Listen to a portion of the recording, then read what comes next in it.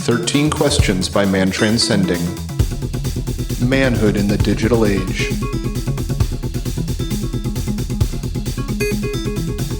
All right, welcome everybody to 13 Questions.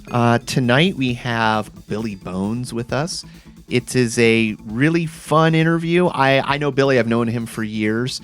We go all the way back to the original Grimerica contact at the cabin. Got to meet him up there, and subsequently, just throughout Grimerica chats, he's got his own podcast. We've just, I don't know, he's kind of been in my podcasting sphere for years, so it was really fun to be able to connect with him. Yeah, I had no idea that you guys knew each other when I asked him to come on the show. Oh yeah, we go way back. Yeah, it was just, so I don't know, that's a little synchro, for me anyway. I'll give it a 1. I'll do my own rating. I don't know. So New Year's is the first episode of the new year. 2021. Yep. I think it was an appropriate way to bring 2021 into the world with another member of the Grimerica tribe. Oh, yeah. And the quality of the podcast hopefully is improving. It's going to start off a little shaky. I had an input turned up. I increased my studio for Christmas. Santa was very generous, and I got a new mixer and a new set of studio monitor speakers, which has been a godsend and amazing in the editing process. But for the broadcasting process, I had to set everything up and try it out brand new, and it didn't work in its original configuration. So Bill and I were kind of rushing behind the scenes beforehand and ended up hooking up my old mixer with my new mixer to make it do exactly what it needs to do. So bear with us in that first bit of the convo. It will destatikize. But yeah, it's awesome. Really looking forward to where we're going to be taking the show with its capabilities and everything, at least on my end. So, I'm super excited about 13 questions. Oh, and you know what? We should also mention, Bill, we have officially decided that we are going to be transitioning to a one-stream broadcast. So sometime after this broadcast here, not sure exactly when it will be or if it will be this, so it might just be a surprise in your feed. But we are going to be transitioning to the to one feed for both shows. So everybody will get access to the same content, which they always do now. But instead of having to go to the Discords to get the link to the second episode, it'll just be already there up front for everybody.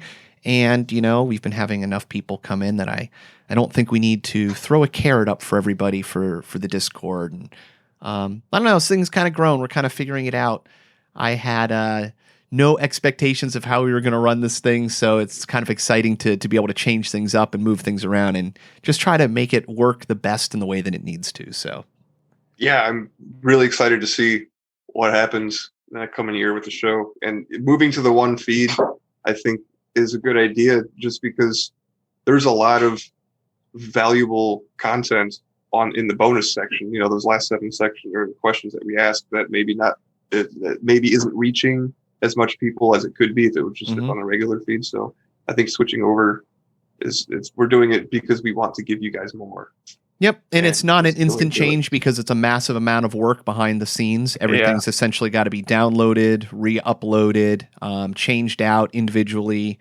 And then within all of that, there's going to be an expense behind it because we're going to be killing the old feed, but we have to host all the new audio. So it'll essentially be the cost of hosting all the audio new up front once again.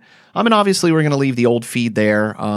We're not going to kill it completely. So there will be a transition time for everybody to make sure that they can get on to the one main feed. One feed. One feed to rule them all. Yeah. So everything else. This was a great show. I hope everybody enjoys it. Obviously, if you want to contact us, we're open books. You can head on over to the 13 Questions Discord, available in the show notes. You can also email us, 13questionspodcast@gmail.com. Love to hear from you. And I have finally got the keys to the Facebook page and the Twitter page. So reach out to us on Facebook. Our page is 13 questions dash better men dash. I might change that in the future. And then Twitter is at 13 questions 2. So you guys are on those platforms. I'm on there too for the show. So reach out on there if you're into social media. Absolutely. Always good to hear from people. It was nice to hear from Bad Glino out there, who dropped us some. I found it to be some great feedback for the show. So we're kind of in an insulated booth here. It's always good to hear what your guys' responses, the things you like, the strengths that you see, and just the kind of show you want. Because obviously, I'm a listener too, but I'm a producer, and I love to kind of know how everybody else is digesting the show, the things they like, and if you think we can improve, don't feel bad about throwing a few punches, because it's all about growing and becoming better, and making this thing advance, and we can't do that if we don't know where we're faulting at. So yeah, any criticism is welcome. Just make it what do you call it? Constructive. There you go. Constructive criticism. I got thick skin. I'm good.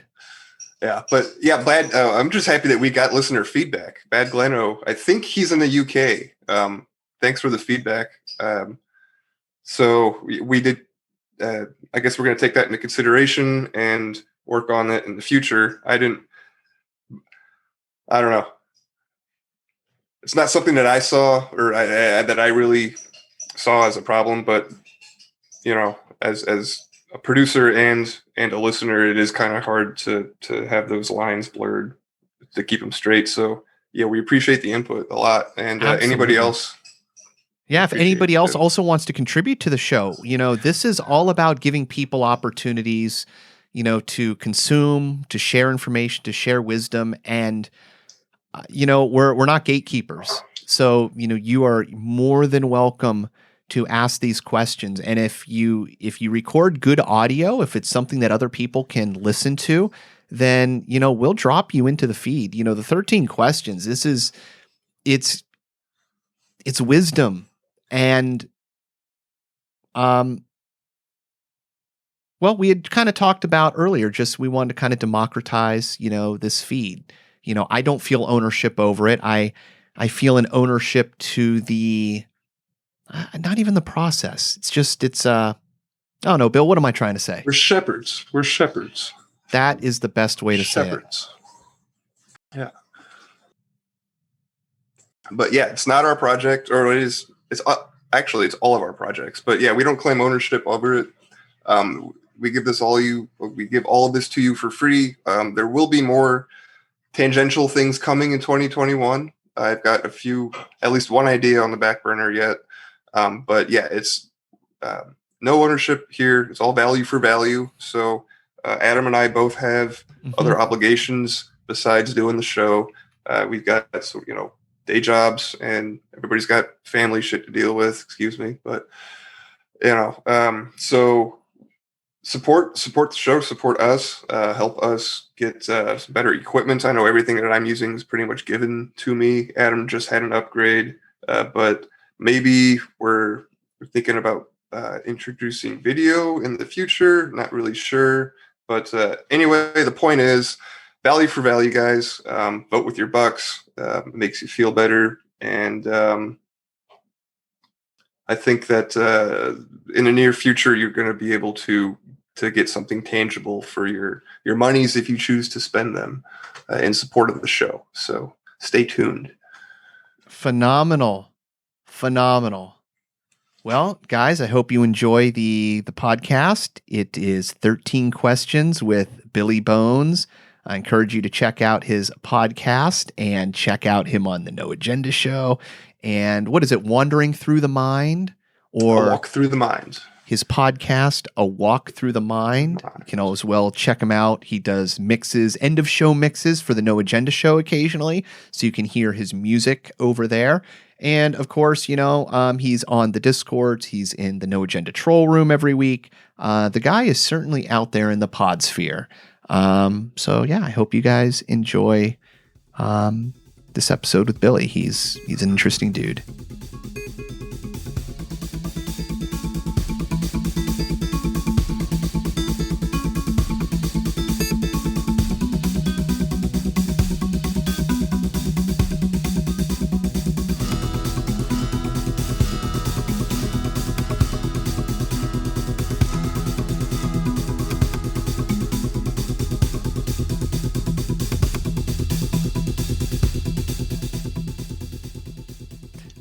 All right, Billy, you ready to jump into the questions? I'm ready when you are. Sweet. What was the best advice ever given to you? Would you modify it at all today? Spent a while trying to figure this one out. I've gotten quite the bits of advice throughout my years, but to narrow it down, I think the best advice I've ever gotten was, did you learn from your mistakes? And would I change it? No. It's pretty straightforward and simple. There's plenty of times where you might say, yes, I've learned from my mistake, and then you go off and you repeat it. And then you walk away from the same mistake and you're like, I guess I didn't learn. Did I learn this time? And as long as you learn and you don't repeat the same mistake, it seems to be pretty good advice. I mean, there's been financial advice and, family planning kind of advice and all sorts of other things. But this one, did you learn from your mistake is the most straightforward and simplistic and easiest to apply. Kind of speaks to, no matter what you do or how bad you think you are, as long as you get better each time, improve a little bit, eventually, you're going to be miles from where you were. Exactly. Yeah, I can't remember, there's some famous quote that goes something along the lines of like, successes aren't built on success, they're built on failures or something like that. I'm sure that there's, I don't know, some wise proverbial saying out there, but you can't succeed unless you have a bunch of these failures first. And, if you're going to have a failure, turn it into a positive, you got to learn to take something away from it. So yeah, no argument for me on that answer. I like it. Yeah. Yeah. I know which, I know of the quote that you're paraphrasing of, the success isn't built on successes. It's built on failures. So that your paraphrase is correct. Okay, good. So nobody has to fact check me now on Discord. What was the most important lesson that you learned from your parents?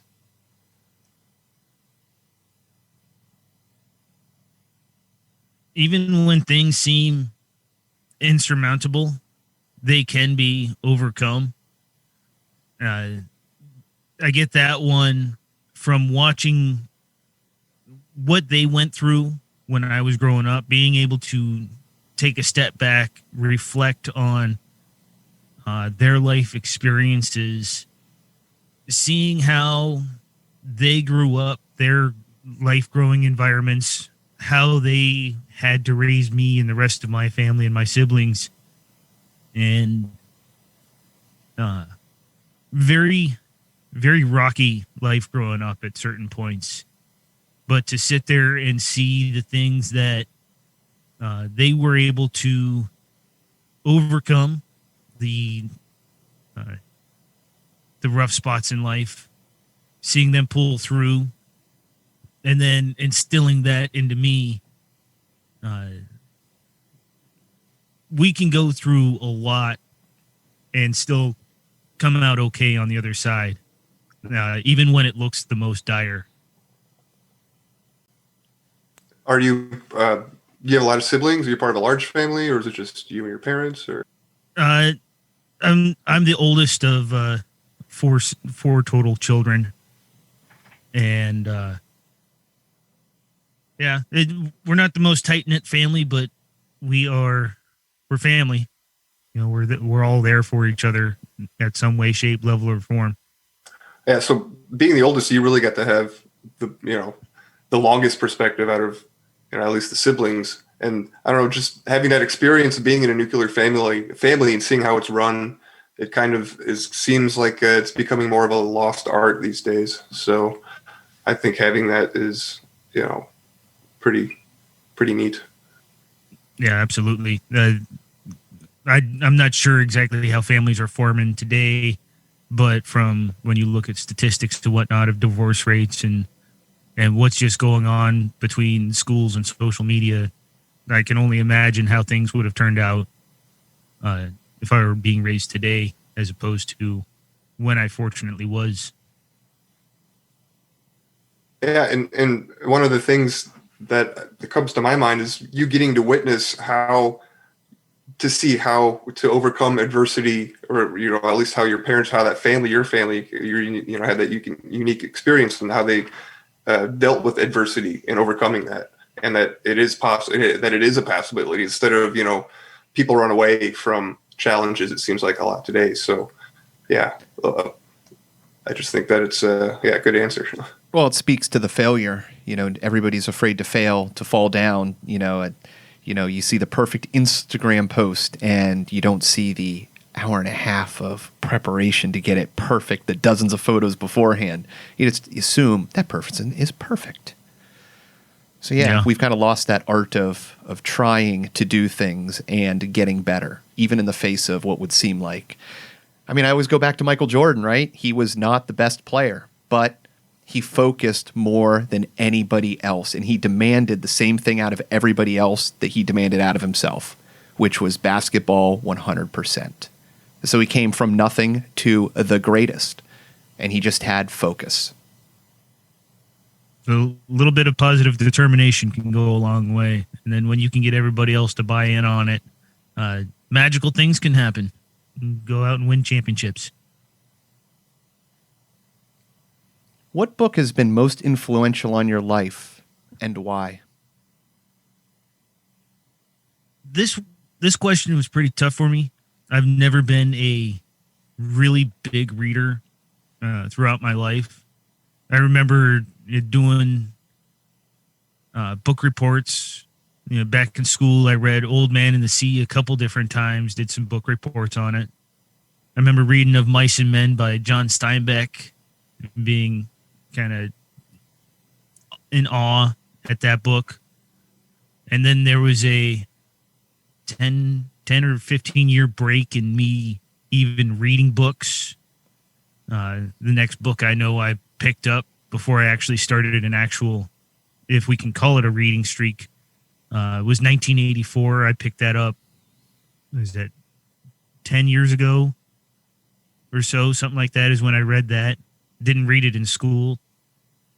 If we want to go the audiobook route, even though it qualifies under podcast, but the way the author of it, Dan Carlin, and his Hardcore History, I would say that would be the most influential author that has inspired me through his look at history, how he builds it out, how he portrays it.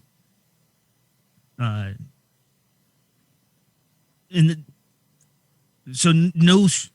can't say any specific book, but again, that author, specifically Dan Carlin, would be the most influential. But if we start looking at audiobooks, which have been a blessing for me because I don't have the patience to sit down and read a book. I always seem to have busy feet. But for audiobooks, just in the past year, I read The Creature from Jekyll Island, Family of Secrets, Dark Alliance, Savage Inequalities, The Coddling of the American Mind, In Harm's Way, and Slanted is the book I'm currently in. And all of those have been profound books, just as an awakening of things that have happened within our history. Those are all nonfiction books. And just an opening of the mind of, again, things that have happened within our past, and looking to use those as an application to look forward in how we can evolve, or at least me in my attempt to spread some sort of positive message in how we can, again, expand and learn from our mistakes. That those who don't learn history are doomed to repeat it, right? Absolutely. And I've heard of that podcast, Hardcore History by Dan Carlin, before.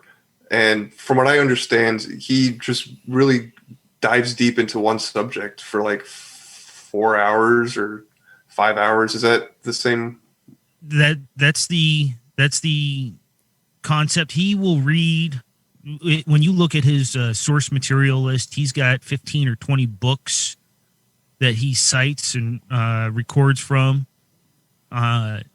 And one episode of his will be anywhere from 3 to 6 hours. And then as long as it's on the same subject, I think his longest series was 7 episodes. And I think that was World War II. The death throes of the Roman Republic was 5. And that's in total easily 12 hours worth of material. I'm in the middle of Supernova in the East, and that's 5 episodes of at least 3.5, 4 hours apiece. And there's just a lot of information. There's things that I know I've learned in history class that overlap with what he says, but then what he's able to offer is a much more in-depth look, and he's able and willing to play the mind exercise games of if, how, and maybe why, because he's not an actual historian. He is a fan of history, so he's not required. As a historian, you're required to focus on one specific era, and that's your mastery. And as someone who's just doing this more or less as a hobby, he's able to focus in on one storyline and expound upon it as he sees fit. And going from his source materials, then retells the story to his audience. And it's very, very educational in showing how human history in some ways very much repeats itself. And in other ways, how each era is very specific in how they evolved and grew and then broke apart within their own ranks of history. It's the oldest story in time. Yes. Yeah, and I like that you included audiobooks in your answer, just because I don't know about you guys, but I kind of have a love-hate relationship with sitting down and reading an actual book. So if you're unable to do that for whatever reason, like I think it's a great alternative, and podcasts. I'm dyslexic, so audiobook is so much. It's been a godsend in my life, because when I was growing up, I mean, there was no way I was going to get my hands on Arthur C. Clarke in audiobook. At least not the books I wanted to read. My only problem with audiobooks is there's plenty of times where I'd like to be able to cite or make notes, and being able to catch that timestamp, or then being when I want to go back and read it or record it. Or yeah, this is a nice thing. I think Amazon does have that, where you can listen to Audible. You can listen to a text version of a book and then pick it up. I think that's them. It was either them or PBS back in the day, but there was a service where you could skip from one to the other in book form. That, as far as I know, that's an Audible situation, but I don't have a Kindle to correspond with it. And I'd actually, if I'm going to read, I want to read on paper, not on a machine. Yeah, it's scary how information gets changed. You see it going on online, and what did I look up today? I was looking up something on the bubonic plague and an old History Channel article or something. And how is it solved? By social distancing. I'm like, social distancing wasn't a word when this article was written. Somebody came back and touched this up. Exactly. We're revising the vernacular here. 1984 was a mind bender when 10 years ago when I read it. I'm sitting there going, this is not fiction. It's here right now. And then, we switched presidents and everybody thought it became nonfiction then. And I'm like, you guys are late to the party. It's already been here and we haven't noticed it. We welcomed it in more so than we even thought we would. Yeah, that book changed my life as well. It's sad to see it getting pulled from so many school systems, because getting introduced to that book as a teenager gave me a view on the world that, made me look like a paranoid crazy for a while, but, eventually vindicated. But yeah, George Orwell was oddly prophetic. Yeah, it seems to be a recurring theme, 1984 on the show. Like, I don't know that I've actually read the whole book, to be honest. So I don't know. I guess maybe I should go back and do that now. Sit down and read it. It's a really good book. I remember sitting there again. I read it on paper. I didn't think I was going to dig through it. And Ken, I'm not big on reading, but I sat there and it's like, no, I'm turning the page. I'm still turning the page. And even though it's very dystopian, it's very Soviet Russia, East Germany bloc kind of scenario, and how it's the atmosphere of the book, the lessons, looking at humans as creatures of habit. It's easy to take those scenarios out and apply them and overlay them with things that are happening today and things that have happened before and things that have yet to come. It's like I said, it's easy to overlay and see the human nature play out. Yeah, because in the book, really, you have a control of information and rewriting of information, which is all happening right now. So in the book, it's done in paper. It's a huge mechanized process. I mean, we're in the same system. And, of course, in that book, it's televisions in the walls and screens everywhere. We've just replaced it for the same thing and in our pockets. So, George Orwell, he completely nailed it. He just kind of missed the technological barrier that didn't exist.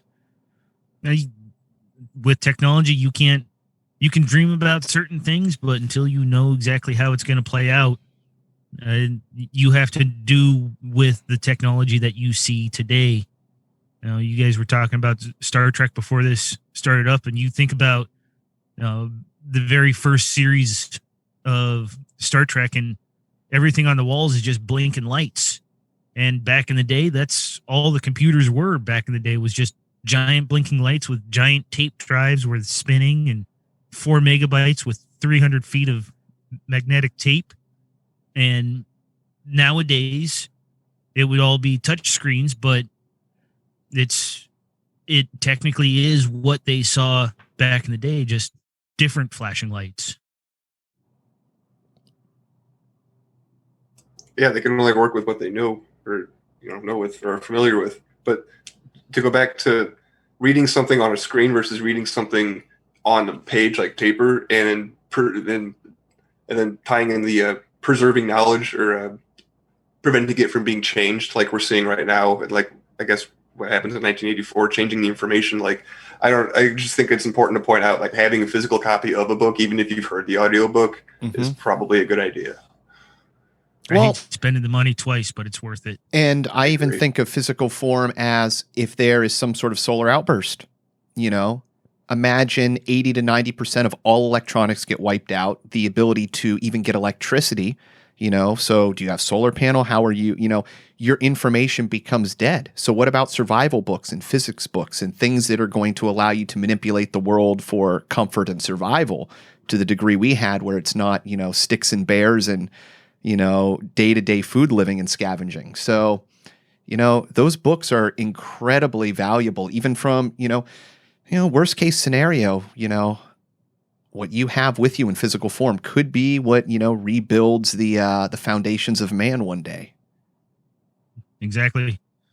Yeah. I've got a small, I don't want to call it a library of books because they're all in boxes right now. I don't have a bookshelf available, but The plan is to get a bookshelf, and then I'll have a small library and books that I deem important to me, and whether or not that's the Creature from Jekyll Island or the book 1984 or scavenging or a Boy Scout handbook.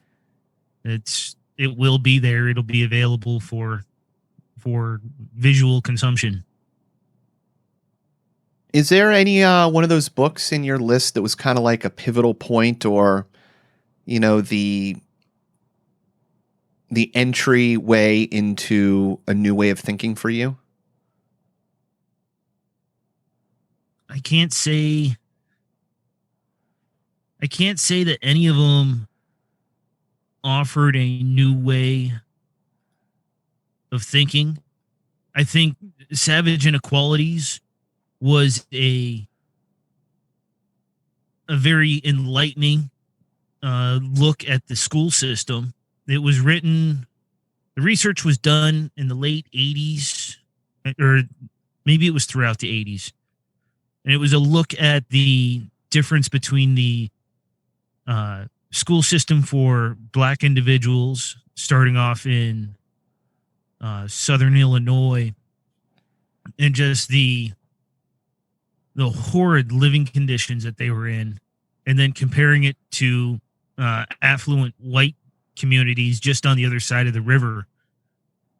And it's not some, we can all say that there's rich schools and poor schools. I've been in poor schools, but nothing like what they described in that book. And I've heard those stories before, but then, hearing the in-depth information and the comparison of it was heartbreaking.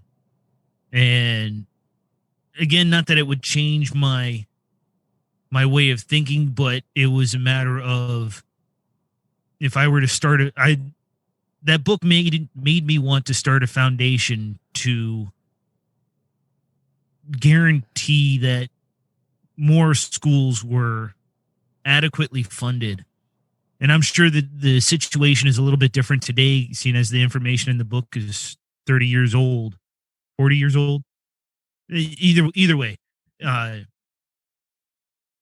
it made me want to ensure more change and better outcome for individuals. Another book, The Coddling of the American Mind, was an insight to how we have, we heard that, we know the term helicopter parenting, and there's lawnmower parenting, where you take out every obstacle and you make sure that your kid has a clean path to move forward. And helicopter parenting is where you're always there protecting. And that book was a great insight into how we have come to the everybody gets a trophy scenario today.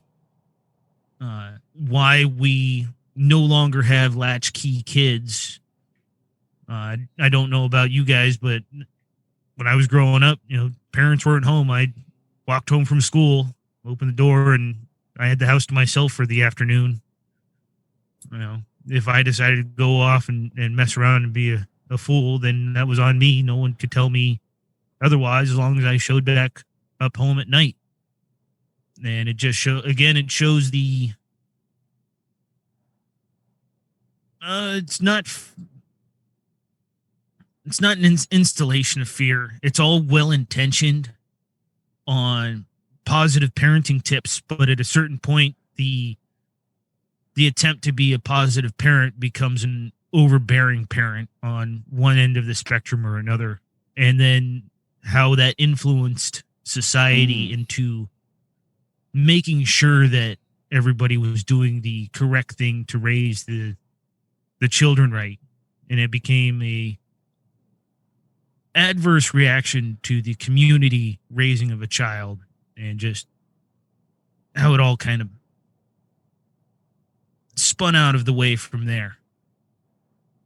So craziness. I never those- even thought about that aspect of overbearingness. I always thought about the nerfing the world aspect, but when you combine those two together, that's kind of a lightly built-in authoritarian system that everybody grows up in and then wants to reinforce upon those around them.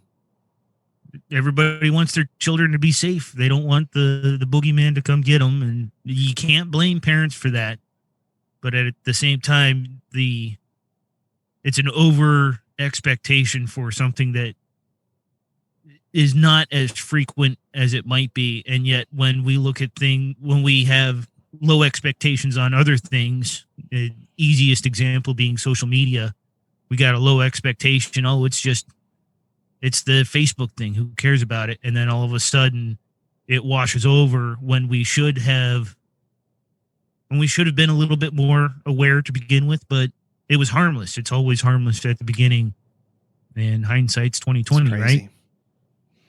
Well, it's good to know. I'm interested in diving into that book.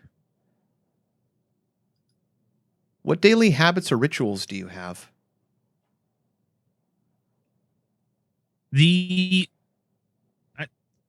I don't have many like actual rituals or habits. I stumble along, I fall through life, and I kind of go with the flow. But as far as the only habit I really have is when I wake up and make my coffee, I turn on the computer and pay my bills every single day. I clean out the credit card and make sure that, water, electricity, and rent guaranteed, paid for. After that, I either search for news stories, find out what's going on in the world, find out the crazy stuff or the not so crazy stuff, or interact with a handful of people that might be awake and active on whatever social media platform I decide to interact with. And then after that, it's go to work. But there's no regular ritual or habit. I don't meditate. I don't exercise. You just wake up and start milling through the day. But you have a routine at least, though. Like your coffee, that's part of your routine, right? Turning on the computer. And I think it's just important that, there's certain things you do in a certain order, right? Like you don't turn on your computer, then make coffee. Or do you? Like, I don't know. No, there's no real set space to that. There's plenty of days where it's either or. Sometimes you get the pot of water boiling and then you turn on there's no outside of putting my slippers on in the morning. And then that's only in the wintertime. Come summertime, none of that. Right.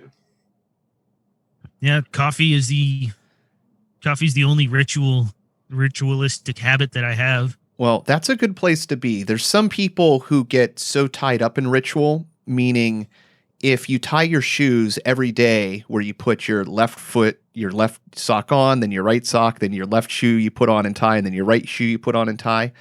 If you force somebody to change that up where you put on your left sock, then you tie your left shoe, there will be people who get physically sick because it's a routine that is just incompatible with the way that they've been doing things for so long. And so I always find that very interesting, that patterns are very great tools for getting us to follow and do things cohesively. And there can be an edge where they can also have a bit of control that we don't understand is going on, almost to like a subconscious OCD level. So yeah, I think it's kind of good to be on the path of not having to be locked into a step. I know when I'm working on projects, I can get very specific and get OCD.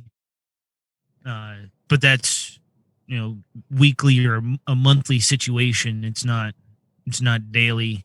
And that's, again, project specific. To not all projects are exactly the same. It's usually always something different that I'm working on.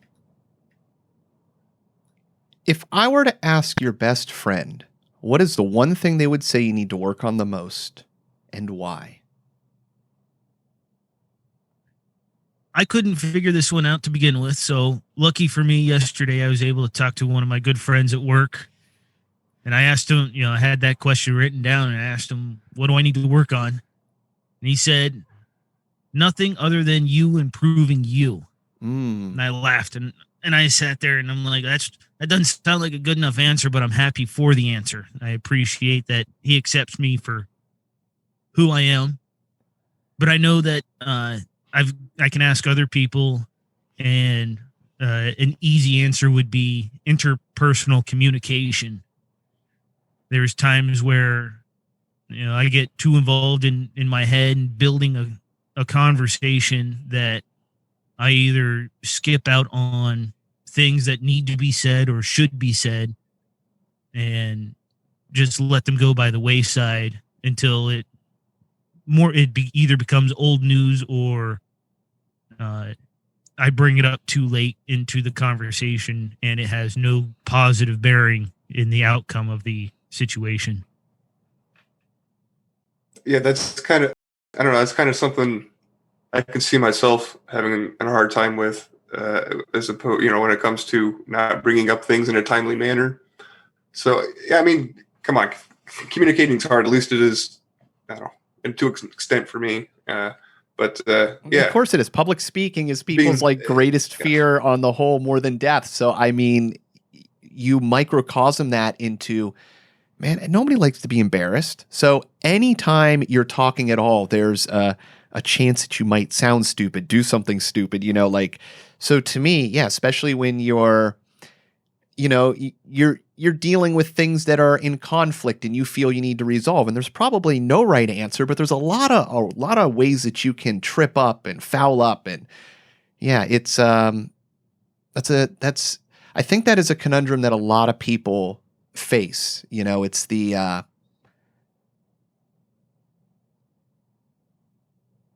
sometimes lack of confrontation only leads to negative. Exactly. It's a good way to put it. Yeah. Speaking of Star Trek, I was watching this one episode called Absolute Candor, and this group of warrior monks or whatever, they have this rule that they live by where there's no barrier or wall between saying how they're feeling, their thoughts and their feelings, which sounds like it could be rough and abrasive, but if everybody takes it in stride and they don't take it personally, they're just getting to the root of the matter. I think that helps with illustrating the importance of getting things out of the way as they enter into your minds, just so there's no second guessing or looking back and being regretful. So I thought that was interesting. Yeah, get it out there, and honesty is the best path, and you don't have to question whether or not it's a lie. And then, as long as you know the honest truth, you can move on and build from there, and fix what needs to be fixed and improve on what needs to be improved. And lying requires a lot of memory. That's why telling the truth is so easy. It's it's a pretty easy data set. Yes. What are you most curious about? I'm curious about a lot of things. Always the inspiration to learn and grow, chisel away at the facts of life, build my own, what I see as my own narrative. So kind of tough one for me, but if I were to go, what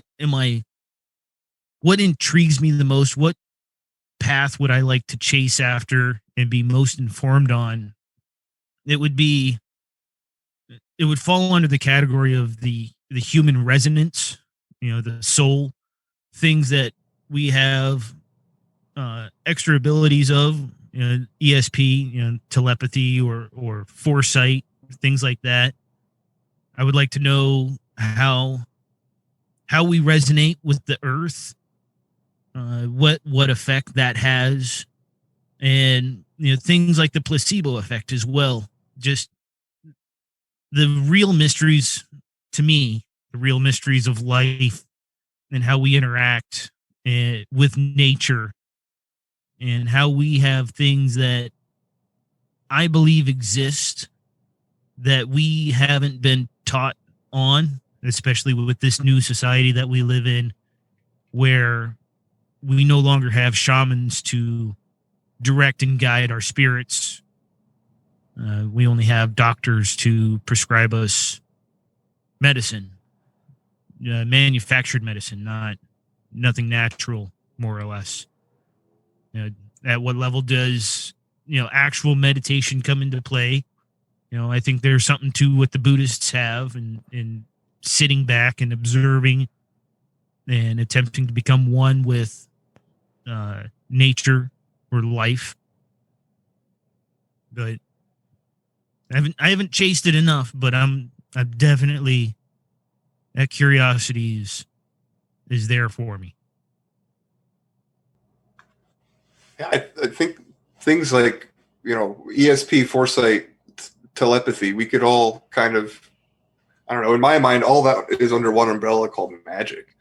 And I don't know if you caught one of the latest Grimerica episodes. They were talking to some guy down in Australia, and he was talking to shamans, and they did some kind of meditation at Uluru. And one of the shamans there disappeared in front of a bunch of people, and then a few minutes later reappeared. And he was kind of explaining to people that there's two forces in this world. One is love and the other is magic, and that humans have both of those within them inherently, and that the magic part just isn't really coming to the forefront yet because of whatever cycle that humans are going through. But I don't know where I was going with that, but yeah, I agree. I'm interested in all those things. I haven't heard that episode. I'd definitely add that to the next up on the category list. But I believe that I heartily believe that things like that exist, because I've had multiple experiences of deja vu in my life, of situations and scenarios where I've had dreams months or maybe a year or so in advance of being in a time and a place that I have never been in before. And you get there and you sit there and you're looking around, you're like, no, I've been here before. I have actually stood here. I've seen this. I've talked to this person. And it usually revolves around highly emotional scenarios for me. Not joyless or negative crying situation, but the atmosphere of people that are surrounded. It's an emotionally charged time. And I wonder if those are ripple events within time that offer that potential insight. And then when you sit there and you question whether or not the shaman could be there to guide and direct, and maybe it's not looking through a crystal ball, but it's, a glance through the curtain or through the veil where it's not clear, but you can see what might happen. And so just those tiny experiences that I have offered the insight to believe that there is much more possible. Yeah, the shaman kind of teaches you how to swim. The universe, the world, the existence is this chaotic, swirling, mess, and there's never going to be complete order. It's just figuring out how to maneuver, as a human being, not as an American under all these different, social mind cages that we have, and, things that we have to do, like paying bills. Really try to explain paying bills to somebody who, exists in a world without religions or governments, and it was only survival and fighting off dinosaurs. Like, it's really, again, I don't know where I'm going with that, but thanks, Billy. No, I know what you mean. I get you. Now, a step in a different direction. What was the most embarrassing or humbling experience of your life? This is one it's embarrassing and it's sad. And it's a point where, we grow up, we have many embarrassing here and there situations within our life that embarrass us. But the one that was definitely a wake up call that humbles you, that can set you in line, is when you roll a vehicle, when you're not paying attention to the road. The vehicle wasn't paid off. I had just bought brand new tires for it, and I totaled it. That was, it's, yeah. It was a unique car, and yeah. I was leaning forward with the window open, trying to light a cigarette, and the car drifted off the road. I went into a ditch and flipped it over. And you managed to walk out. Yeah. I got a nice trip to the hospital. I got to visit with the police. I got to talk with lawyers, and don't get in a car accident is the best I have to say for everybody. Be it a fender bender or much worse. And when the paramedics showed up, I'm like, what are you trying to take me off for? And they're like, oh, your head smashed the windshield open. And it's like, fuck are you talking about? I didn't, no blood on me, but apparently my head broke the windshield. And is that a guardian angel situation, or is that just my stubbornness and hard-headedness that kept me alive? Or both. At the end of the day, it's an accident. Those happen all the time, whether it's slipping on water that somebody else spilled, lighting the cigarette at the wrong time. We are crazy animals getting inside of these machines, burning fire and explosion and flying down the highway. It's amazing that doesn't happen more often. So, yeah, momentary lapses in concentration. It kind of really points to a different world. Like that's all it takes is to look away for 2 or 3 seconds, and your life can change. Yeah, it's crazy. I mean, that happened during lighting a cigarette because I used to be a smoker. So like, just think about how many times you've done that before, and like in how many different cars, and it's just like that one time and then sounds like they lost a pretty cool car and had a bunch of legal headaches to deal with. But yeah, it's wild. Yeah, it was definitely a learning experience that I wish to never experience ever again. So, but did I learn from my mistake? I'd like to think so.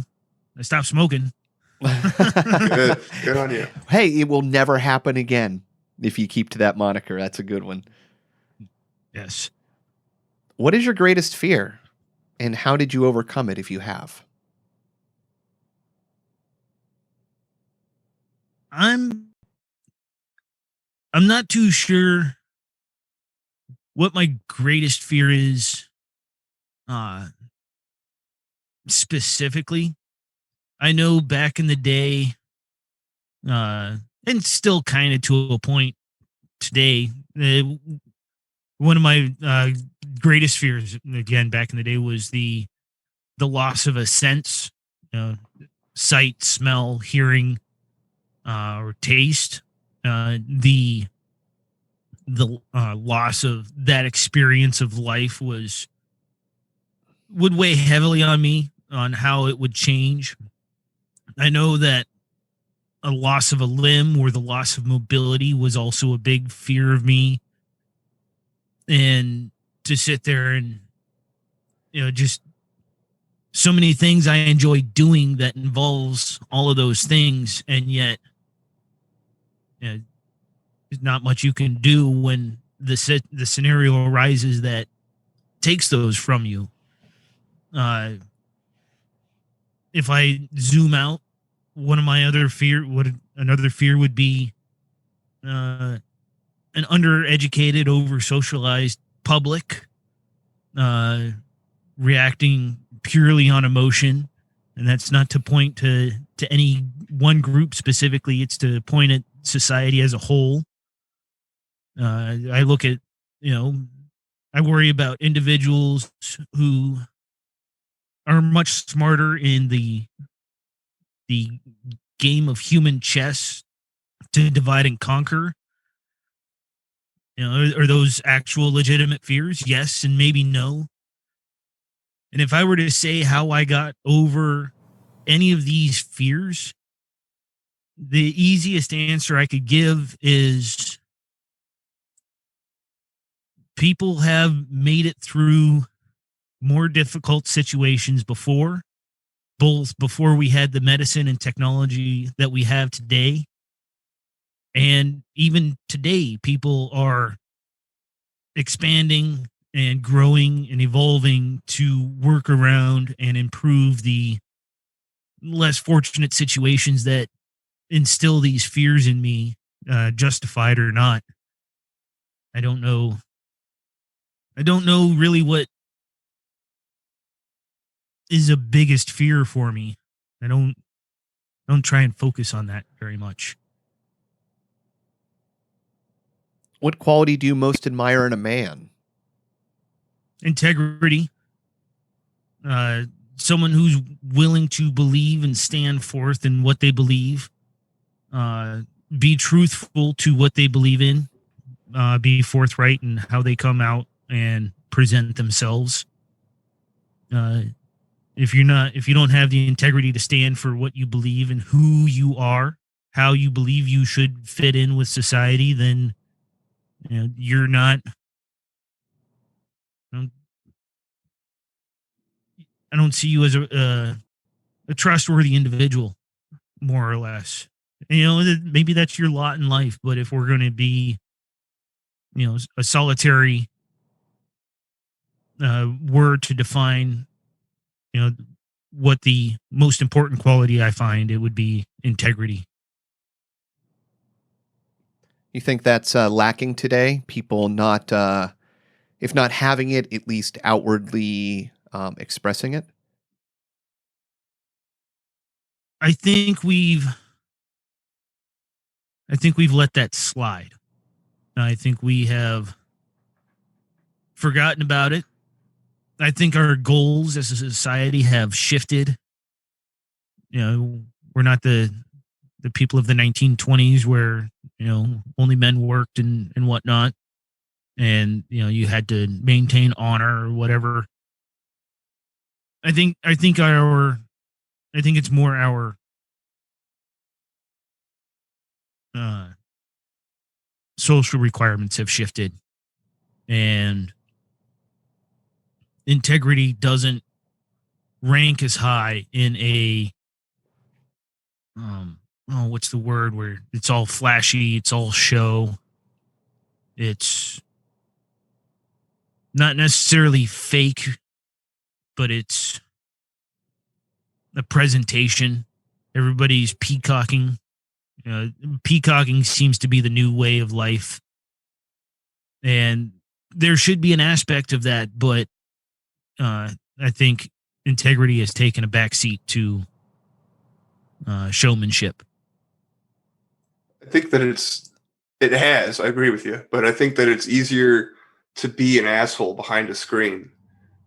So to have integrity, I mean, that's to come across as genuine and to uphold honor, like you were saying. It's easier. I don't know. It's when you're doing it in person, it is a lot. There's a different spin to it than when you're behind a keyboard. And you can get punched in the face in person. There you go. Yeah.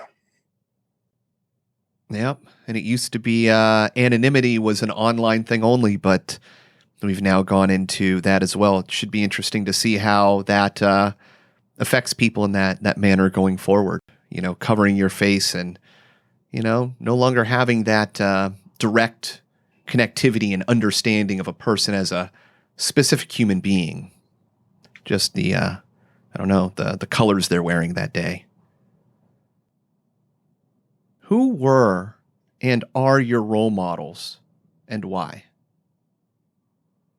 I have had quite the amalgamation of role models throughout my life. Uh, Always someone to look up to, someone to compare yourself to, uh, someone to make sure you don't become, or someone that you can aspire to become.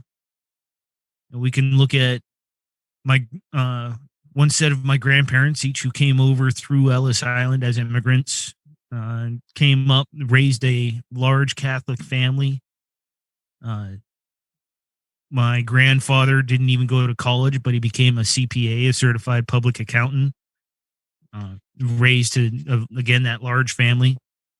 We can look at my other side of the family, the other grandparents, that they were definitely not wealthy, grew up in a shady part of town, and yet were able to raise their family. I've got some really smart aunts and uncles across both sides of the family. I've got cousins that cover all walks of life. Some have been CEOs, and there's a scientist in the family. Then there's people that are just living lives, or waitresses, or simple desk jobs. I can look at them and understand how they live their life, see their priorities and how they focus and grow their family lives, use those as markers and guidances to how I go forth. I had scoutmasters and scout leaders growing up give me guiding lights and guiding points, teaching me how to grow. I had a good friend that used to be a gang member back in the day, not the most positive influence on life, but a definite experience within life to see how the other half lives. Not a positive role model again, but hanging out with the people underneath the bridge, the poor people, the bums, the homeless. That, again, not necessarily a positive role model, but you take those individuals and see that that's not a sustainable way of life. That's not the most comfortable way of life, and you can take that and grow from there. I've had coworkers who, again, have their own way of life, have their set priorities, and how they build and construct themselves to live within society. And I've learned certain financial things from them on how to apply myself and grow. And then, having roommates that actually owned their own homes. They were the owners, and I was the renter in the house. And seeing how they prioritize their lives and their work was definitely an influence on my work ethic. So not really one specific, like I would hear from most people, where we can look up at one person to, be the guiding light. I've taken tips from quite the spectrum of individuals to apply to my own life. And, there's always tomorrow where I might discover someone new to influence and help direct my life, whether they know it or not. That's awesome. Kind of everybody's a teacher. Yep. Yeah, I was just trying to look up that. There's another quote I can't remember, but something along the lines of "Let every man be your teacher." So yeah, I think it's an awesome answer. I mean, there's something to learn from everybody, I guess, is what I'm taking away from it. Yeah, we all got pieces to the puzzle. We all see different aspects of society, the universe, and modalities of life. And yeah, just because somebody's wrong on one massive portion of their life doesn't mean that they don't have something else nailed. Exactly. What institution of society or structural aspect of modern life would you change given the chance? So the first thing that came to mind was the Federal Reserve and fractional reserve banking. That's a good solid answer. That's a good solid one to flip your coin on first. Yeah. But there's been, as shady as the capitalist and business world is, I don't know if I would necessarily attack and change that. I think there would be more negative impact from doing that if we were to just flip the switch today. I think there would be a massive degradation in society if we were to do that. And so I would change it more to things that are taught within the public school system to start with. I'm sure there's private schools that focus more in on it. But things like civics and a business education within the public schools, just as a basic learning platform. We all have to learn math. We all have to learn English. We all have to learn social studies. And maybe even we, add in for a change to the system. We throw in a little bit more home ec. We teach kids how to cook or whatnot. Actually balance the checkbook. Actual life skills within schools. Public schooling would be the thing that I would change. I would want the more funding for it, as I stated earlier. I would like a better education on some of the actual things that actually influence us on a day-to-day basis and not necessarily prep everybody for college. I think more people need to be led into the loop that there are blue-collar tradesman jobs that can be acquired. Not everybody needs to make $1 million a year.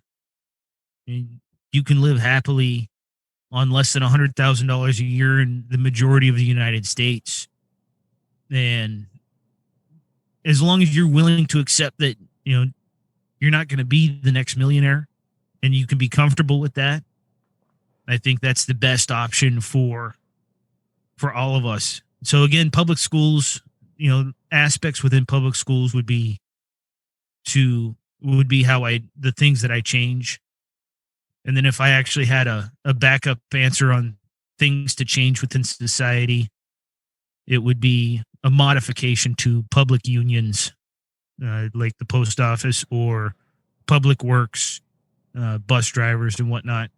I agree that, that workers need protections. There are positive aspects to collective bargaining, but when the money source for payments and pensions and whatnot is a bottomless pit of taxes and taxpayers, there's a negative influence on how that all plays out, and then how they are able to shake hands with politicians when they promise them raises. Is that too many answers? Do I have to stick with one? No, that's great. I like it. Got plenty to choose from. I don't know. I like the whole Federal Reserve and fractional reserve banking just because of the gusto for the right off the bat, right? But civics taught in schools, like, I don't know. I grew up. I can remember in social studies class, I think it was like 7th grade or something. That was really when we started talking about the Constitution and Electoral College, and that it's your civic duty to go and vote. Like, how does it? Like, what? But you're not. No one's taught to do the extra research and the little things that impact how the rules are written, how they're applied, your right to attend a hearing, how you're able to interact. Does everybody need to learn legalese? Not necessarily, but at the same time, you should understand that there are situational proceedings that happen within how bills are passed and transformed, and a more easy or consistent way of how to communicate with your elected representatives so that way the voice is actually heard, as opposed to people today just posting on social media and thinking that their voice is actually heard through their representatives. We don't have a democracy. We have a democratic republic where we have representatives who represent a collective to positively influence that part of society. And we seem to forget about that and only focus on a select number of individuals as to a more broad swath of individuals, and then knowing who actually influences your day-to-day life more than who doesn't. Yeah, everybody's bought into the mind control of the system, you know. If you have your A, B, and C choices, then that's all there is. People forget that they can literally choose anybody. Yeah. Yeah, and I like how you brought up like, learning how to interact, because I feel like a lot of times we just elect these people and they send them off to, you know, either with your state government or to the federal government, and you just kind of like forget about them. Like maybe encouraging people to reach out to them and tell them more of what they think would allow them to better, you know, to do their jobs better. And I don't think that is something that's not really emphasized in schools. So I would like to learn more about. I mean, yeah. So yeah, I agree with you. What is the most courageous thing you have ever done in your life or that you have ever seen? Well, the first thing that comes to mind is the images from September 11th, 2001, watching all those people run into the buildings, coming out covered in concrete dust and just that chaos. I wasn't sure if that would qualify because that's on TV, even though it makes me think of people that are willing to run forward in the face of danger, putting other people's safety first before them. I've got a cousin who was a fire jumper. I think about that, and you know, someone who parachutes into the middle of a forest fire to help put that out. Not something I've seen, but it's something that I absolutely respect and believe in. You know, I don't want to. It feels like I'm tooting my own horn when I tell this story. But it's just it. I mean, it happened how it happened. That every summer I like to go floating on the river, and it just. You float on the river, and I mean things happen, floats pop, but everybody's usually got a group of people that they can hang out with. But there was a day floating on the river, and it's a dangerous corner. The water picks up speed a little bit, and there's giant trees where you definitely have to be careful. There's plenty of pop floats in that area, but there were two girls that were on the wrong end of the river. They were aiming right for the trees in that fast moving corner, and their float had already popped. You could see the air and the splashing of the water from the air going out of it.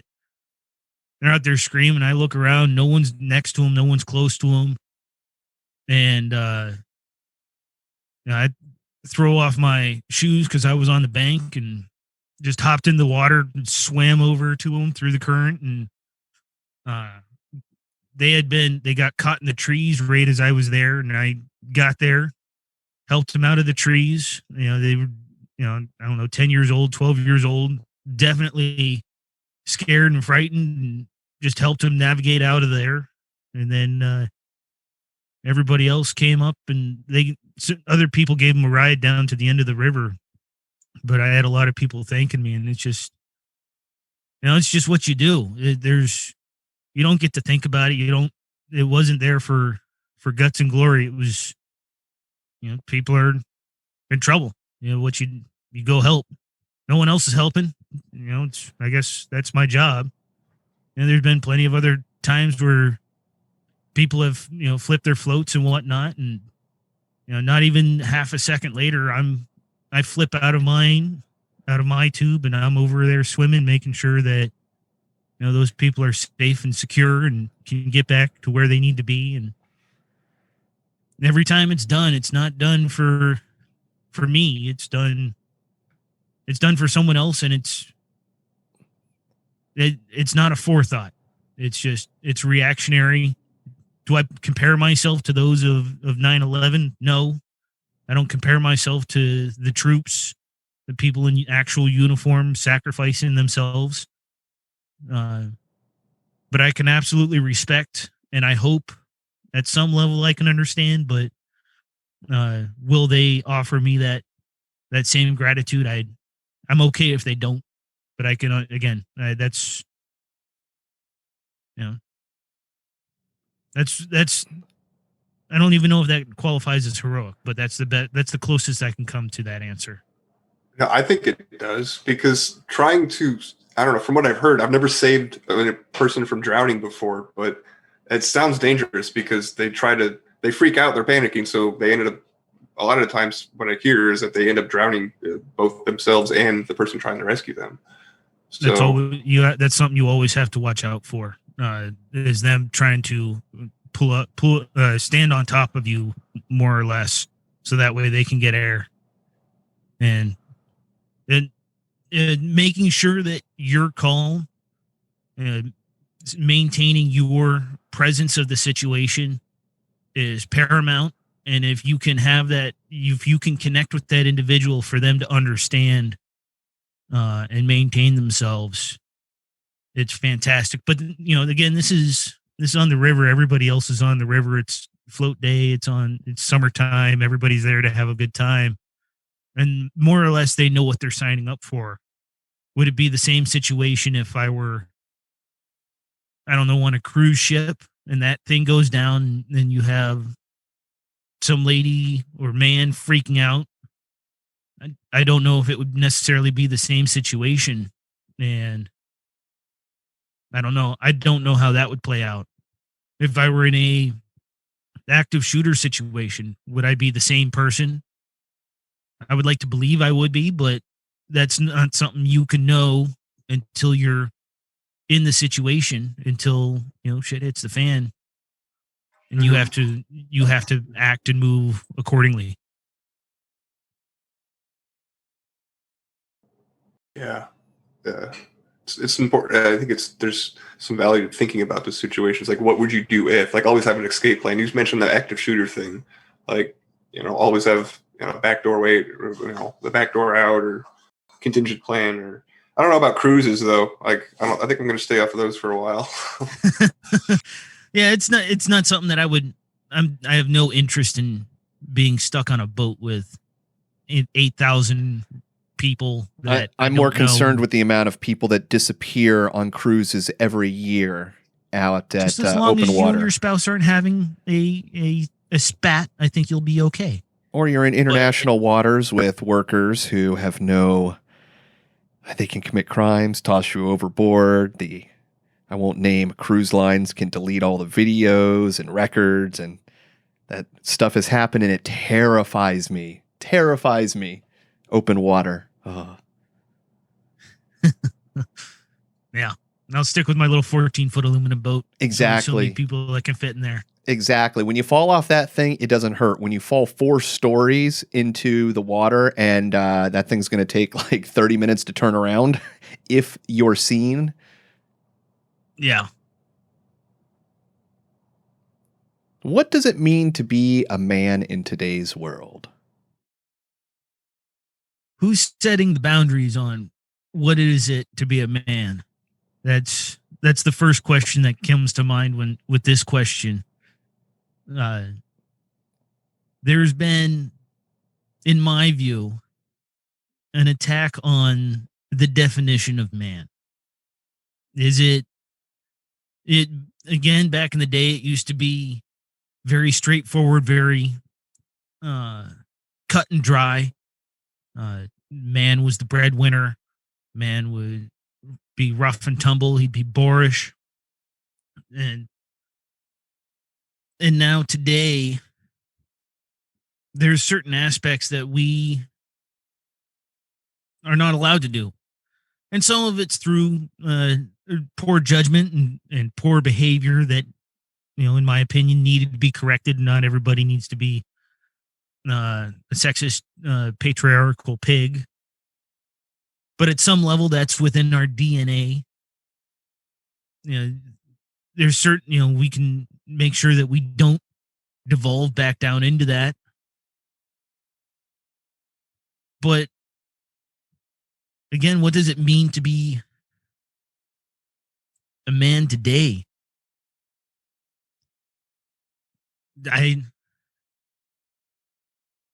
This one was definitely one of the harder ones that,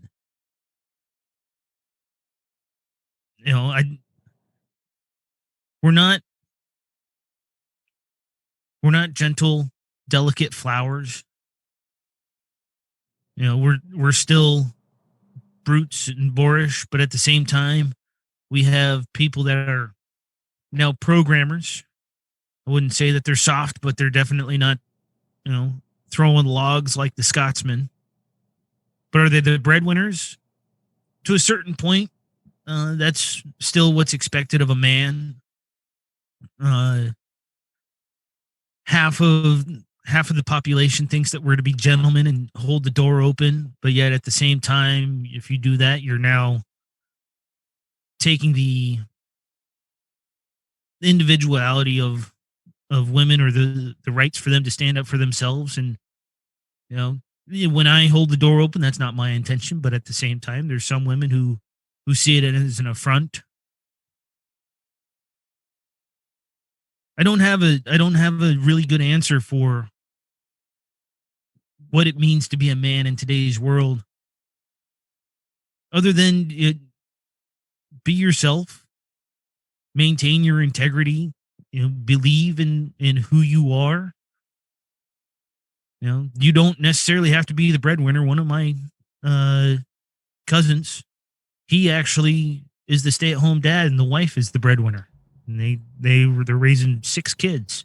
Jeez, so that's beyond a full-time job. Yeah.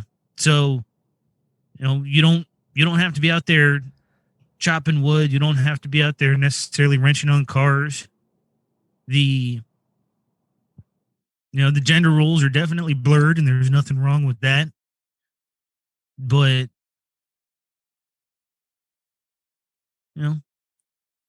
being human, I think, is a little bit more important, but, not letting society necessarily dictate every last rule becomes a tough situation too, because you still have to interact within society. I don't know what it necessarily means to be a man, because everybody's definition is slightly different and slightly skewed in one way or another. We should stand strong. We should be, up for protecting. We should be, forthright in how we believe and what we stand for. But, that's not every man. And that's not to be mean or degrading. Everybody has their lot in life, and I don't want to be judgmental on that. I don't want to. No, I mean, I think you've nailed what a lot of people say, which is, protect those that you love and, care for and provide. That's what men historically have done. We might not be the nurturers in the traditional sense, but gosh darn it, that wolf is not going to hurt my family if there's anything that I have to say about it. Yeah. And then when you do that, you got some wolf burgers. Exactly. Well, Jack cheese on that one. That was the first 13. You ready to line drive into the bonus section? I'm ready when you are. What quality do you most admire in a woman? Integrity. Simple and easy enough. If they know who they are, they're willing to stand up for who they are. They're willing to believe in who they are. You don't have to second guess who they are. As long as they know who they are and they believe who they are, whatever characteristics follow beyond that, that's them. As long as they're willing to be themselves authentically, you can judge that person honestly. That you don't have to agree with them, but as long as they have integrity in who they are and how they live their life, that's the absolute most important aspect I see in a woman. It's beautiful, dude. I like it. Same thing for a man and for a woman. You expect the same thing out of somebody for being a human being. That's where I love to see the gender lines blurred, where it's at a certain level. I don't care if you're a man or if you're a woman. I care about who you are. What are you as a human being? It's beautiful, dude. Thank you. What rule do you have for yourself that you never break? And why do you think it's important? Just like habits, I don't have many rules. The rules are hard, fast, rigid, and I guess if I were to go simple enough, the rules for me would be, or the rule for me would be, play by the rules. Look at law as a simple example. Those are the set of rules. Those are the rules for the game of life, and you play within those rules. But even that, the rules are meant to be broken. That's how it all works. So I've got my set of guidelines. Be honest, be curious, be truthful. Read out the Scout's Law or Scout's Oath. Be useful and helpful to others. Be a friend to everybody. Obey orders, be smile, and be thrifty. I mean, it's a set of guidelines to make sure that I'm the best individual possible. I can't follow something 110% of the time because I'm human. I've got errors, I've got flaws, and I can only do the best that I can do. I don't have hard, fast rules. I've got guidelines to help steer me down the road of life. Yeah, you've got road maps, and you're not afraid to wander off onto a trail every now and then. Exactly. What would you tell your teenage self? The winning lottery numbers. Ooh, wouldn't that be great if you could do that? It would, but at the same time, as bumpy and as chaotic as this life of mine has been, I wouldn't tell them anything necessarily to change what's been going on, what has happened. It would be more along the lines of you go with the flow of life, sit back, relax, enjoy the ride. There's going to be rough times. There's going to be good times. And not going to be much you can do to change it. And when it's all said and done, you will learn from it. You will have that life experience to expand and grow upon. And as bad as it may seem in the moment, you'll make it through.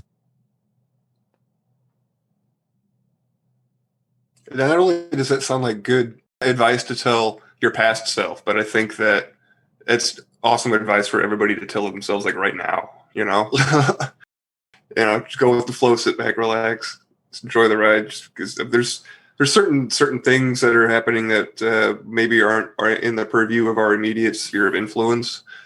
And I think that reminding us, to be fluid, to be as fluid as possible when moving through life. Just remember, you're never going to write awesome. a movie as good as what's going on right now. So grab the popcorn, kick your feet up, and for what it's worth, just take it in and don't stress out. Because you can have two ways of viewing it. You can enjoy it from a certain point of view, from a certain angle, from a certain perspective or lens, or you can just let it run your life and terrify you. And then that's just stress, and that's what makes you sick. So yeah, I'm all about like I guess we're no longer in 2020. I used to say Running Man 2020, but that's the movie I'm watching right now. Yeah. What turns you on creatively, spiritually, or emotionally? I don't know what necessarily is a specific trigger to engage it, but I know under a spiritual and emotional perspective, being present within the day, being outside or even in the house, pay attention to the little things, the expansive, awesome, just outside, uh, incredible things that you look at the sky or you pay attention to the trees, even just for a minute, and you just sit there and you go, today is magical. This earth, this life is magical. That being present, being aware of what's going on in the moment, if only again for 30 seconds before you go back to, your chores of life. When I'm making music, it's, again, there's no necessarily trigger. I'll sit down and I'll start playing with sounds. I'll look for a sound. And if I'm lucky, I'll catch the muse mid-flight, bring her down, have her sit next to me and help me compose or chase that dream and make it, a reality, place it into existence. But that's, the muse is elusive and she only talks when she's ready to talk and communicate with you. And so when she talks and I'm able and willing to listen, maybe sometimes I'm not willing to listen well enough to her, and she doesn't, that's on me, that's not on her. And so there's no specific trigger, but it's the willingness to put yourself in that vulnerable position to be accepting of what's available to you at that point in time. So kind of back to the not being fearful of failure, accepting it and embracing it as part of the process. Exactly. Yeah. Yeah. That's well stated. Do you ever make time for the muse? I don't know if you've ever read like The War of Art. I've made it halfway through that book twice. I haven't finished it. I don't know why that seems really funny and awesome. I start reading that book and I get inspired and I go off and I do whatever, and I start chasing it. It falls under that restless leg syndrome situation where inspiration comes and maybe it's to go outside and work on that project. Not necessarily because I'm bored, but because the active need to engage is there. It's just when I sit down for music, that's my attempt to actively engage, but there's no meditation about it. There's, I don't sit there and, pray to her. Maybe that's a point of it, but maybe, one man's, Hail Mary or Our Father is another man's, walk around the block, or, sitting lotus. Yeah, like a form of intent, right? Just a statement of needing to engage with whatever that other is. Yes. What is your single greatest driving force in life? How do you further it? Self-imposed bills. Bills? Well, that's the best answer I could think of for my single greatest driving force, because I wake up 5 days a week, go, make my coffee, read whatever, go to work, come home, shower, go to bed. It's I don't have anybody I'm necessarily living for other than myself. And, I'm here for my family, here for my friends, but they're not there for me to grow for them. I'm here to grow for myself. I work an excessive number of hours today, but I see myself as a participant in the human experiment, this American social experiment, playing with the economics of today. And so as I live today and I have my self-imposed bills, it's not just rent and water and electricity and whatnot. It's the bills also come from projects that I want to do. A bill doesn't necessarily, again, have to be those mandatory ones. If I want to host my podcast, that's a bill that I've self-imposed on myself, so that way I can get my art out there.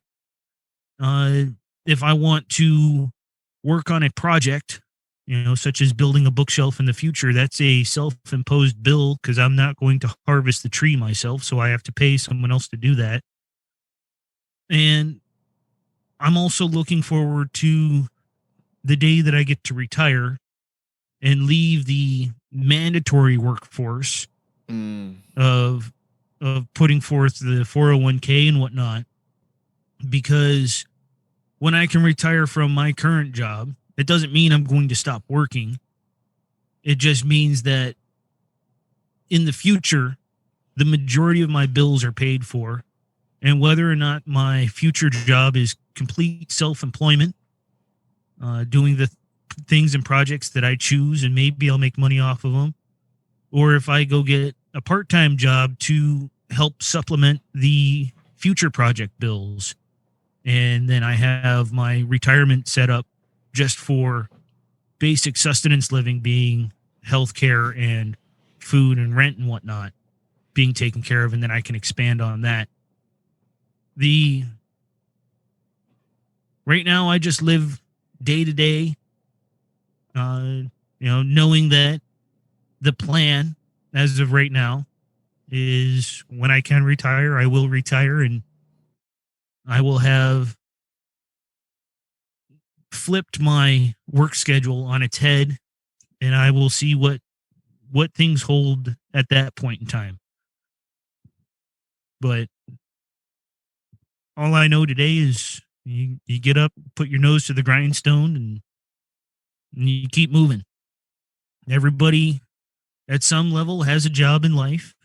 We're not all built the same. We're not all designed to do the exact same job. We all have our lot in life.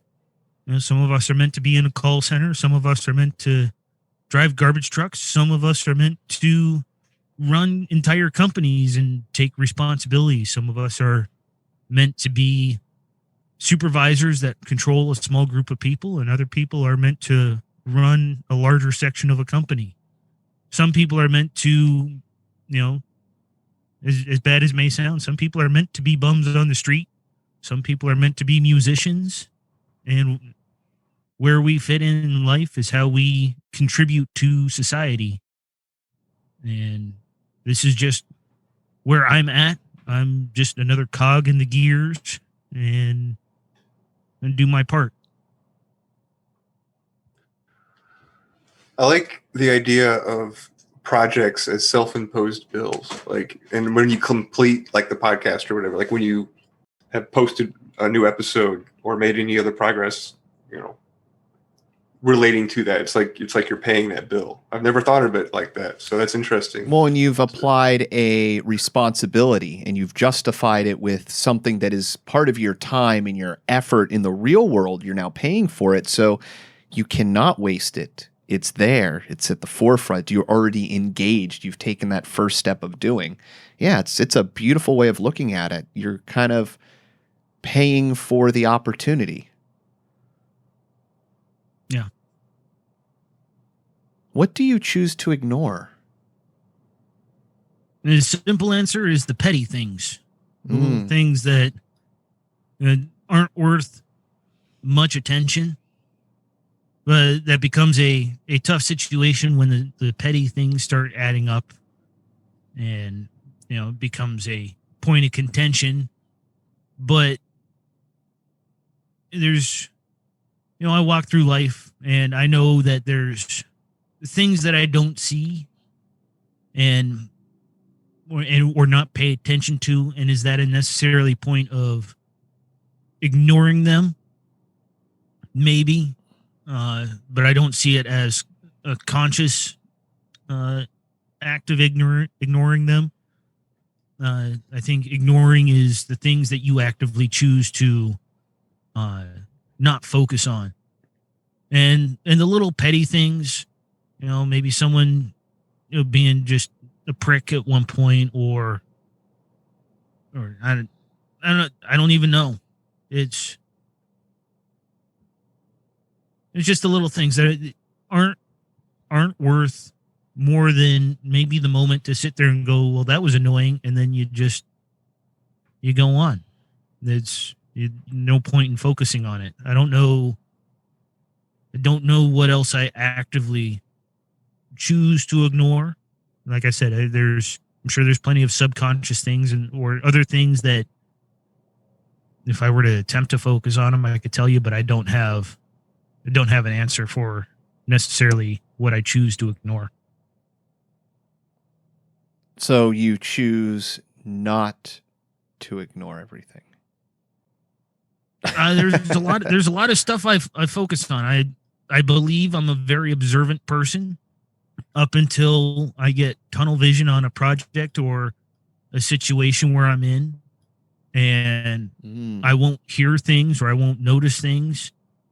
But that's not a specific thing that I choose to ignore. It's not an act. It's a result of your choice and your obsession.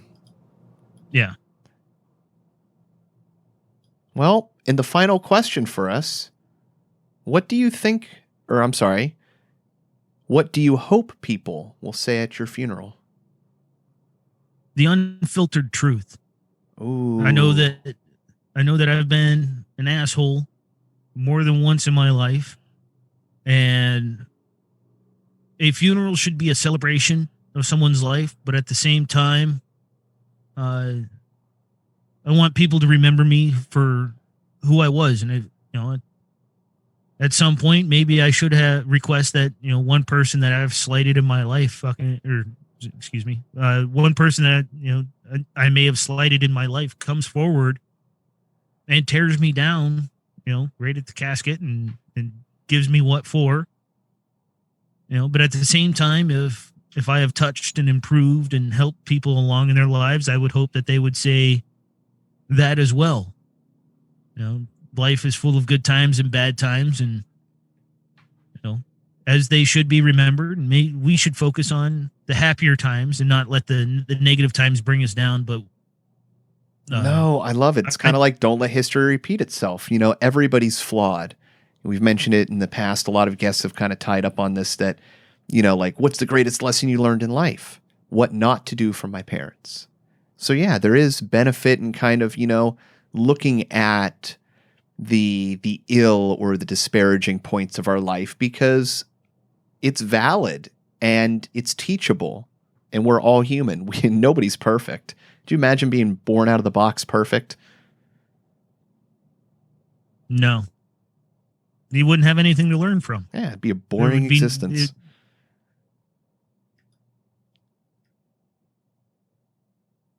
Well, Billy, that was the 13 plus 7 questions that we have. How you doing? Your brain a little cooked over there? I wrote down all the questions yesterday morning, and I spent, don't tell my boss, but I spent about 6 hours reflecting on all of these questions. Wow. Flipping through the cards. And flipping through them and write down what I thought and then go to the next one. And I cycled through them 2 or 3 times and again, sitting there, and figuring out as a deep introspective of how I thought about things. You know, you look at these questions, they almost seem simple, but when you want to answer them honestly, it's deep and a point of reflection. But I don't think that any of these answers that I've offered and that I wrote down were insincere. But yeah, I don't know. There's always truth and sincerity. You know, you cannot avoid that. And, you know, everything it's information like this to me is just kind of like roadmaps to life. You know, the way that Billy sees things, the way that Billy exists, the paths that he takes. I can model your way of thinking in a way. And yeah, I think it's a very beneficial way of, you know, kind of figuring out the programming that somebody else is running on. Because, I mean, like you said, these questions are deep and require honesty and thought and attention. And when you put all those things together, the data output that you're getting, it's meaningful and digestible. So that's cool, man. I'm glad you spent so much time with the questions. Yeah, I think it's neat that you had a figure 6 hours to put on it. Like, I spent some time on the questions. I don't have a figure like that though. It was multiple days. I just think it's cool that you have a time. But yeah, the questions, they do seem, when you first read through them, we're like, oh yeah, that's easy. But then when you sit down and try to answer them, like honestly, if you want to give a sincere, like the best answer that you can, it does take a bit more thinking than at least what I was initially had my initial impression of the questions were. So yeah, I guess maybe that's why we're not getting as many listener submissions for the show, because nobody wants to sit down and really do that work, because it is kind of a major, not a major undertaking, but it is more of an undertaking than just, you know, hopping on some other, like I do Cruising with Steak every week. I mean, it's a different format, you know? Yeah, you have your active hangout and just BSing, and whereas, or even just your a more basic interview where it's free thought and free flowing on a point of expertise where you can talk about it. You know, again, this is something that's introspective, that forces self-reflection, and there's some people that are willing to do that, and there's other people that want no part in knowing where they came from or how they got to where they are today. And that's, you know, it's sad. There's certain points in time where, you know, you don't want to remember history. History of everybody's life is not perfect throughout the entire point, and everybody's had that rough spot where they wish they could erase that. And, you know, and then you also have people that, you know, this interferes with Netflix and chill time. You know, yeah. There's no time for self-reflection when there's the latest TV show to catch up on, or the latest, you know, review, or the latest social media post. There's no value on introspective behavior or self-improvement. I mean, there is, but it's been washed away by consuming. And have you seen the latest Mandalorian? And it's an odd existence. Yeah, but I mean, that's how society is. When you play in the rules of society, when you want to be front and center, you want those 150,000 likes on Instagram because you saw whoever the person is who's the most popular today get that many likes. It's the dopamine hits. It's, you know, the rules for engagement of society have changed and shifted. Is there, you know, an aspect to the loss of a regular church experience for most people? You know, I can say that to a point here outside of Seattle that this Seattle area and maybe even Washington have the lowest churches per capita in the entire United States. Oh, wow. And, maybe there's an aspect to that here that can be reflected across more big cities, or maybe, I'm just being judgmental and, cynical. So there's plenty of aspects to life where you need to sit down and reflect on things that you have learned or maybe should have learned that we don't want to, because we can just hit the erase button on Twitter or Instagram or Facebook or whatever, and it's gone. History is gone.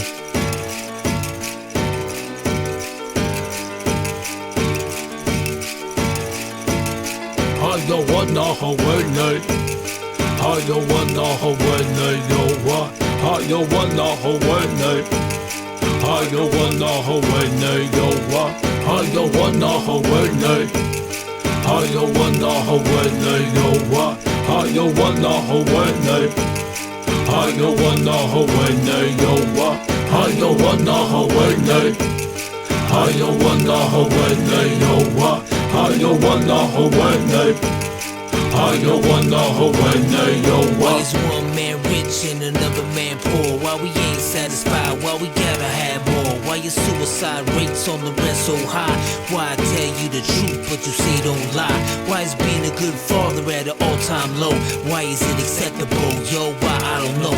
Why she blame him and he blame her? It's useless. Ask yourself this question. Why you making excuses? Why do parents gotta bury their kids? Why we text and drive, not caring how scary it is? Why it's so hard to forgive and leave the past behind? And if you did, then that's divine. Why don't you help your brother when you see him fall? Why do we act like God don't see it all? Why do we call them black, them white, them Asians and use labels? Now that's racism. I don't wanna hold night. Why? I don't wanna hold night. Yo, why? I don't wanna hold night. Why? I don't wanna hold night. Yo, why? I don't wanna hold night. Why? I don't wanna hold night. Yo, why? I don't wanna hold night. Why? I don't wanna hold night. Yo, Why is why? there innocent people locked up for life, while some people can't say nothing nice? Why do we always gotta question what all of it means? And why won't you follow your dreams? Tell me why. The night when you took my dad, why'd you let me see my grandpa cry? And tell me why. And why do you choose to hide, even though you was born to fly? And tell me why. And why don't we turn from all the hate? And why don't we learn from all mistakes? Why do I keep on wrecking these fat beats? And teachers don't make more than professional athletes? And why? And why? And why? And why? And why? And why? I don't wanna hold night. Why? I don't wanna hold night. Yo, why? I don't wanna hold night. Why? I don't wanna hold night. Yo, why? I don't wanna hold night. I don't wanna hold night. Yo, why? I don't wanna hold night. I don't wanna hold night. Yo, why?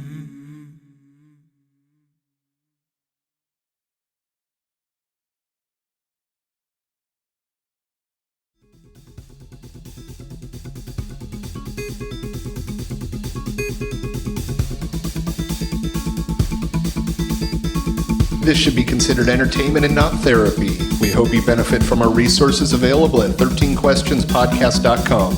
Thank you for listening.